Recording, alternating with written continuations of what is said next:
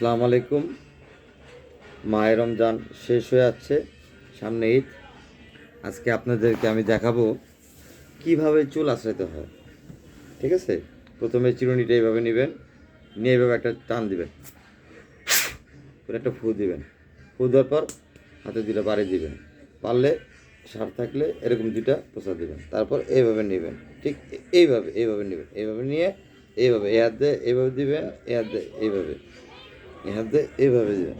তারপর এখান থেকে আবার তখন দেখবেন সাইড দিয়ে চুল বেড়ে যাবে, ঠিক এরকম।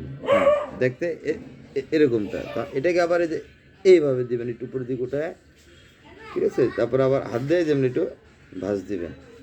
ঠিক আছে, তাহলেই হয়ে গেল। করে আবার রেখে দিবেন।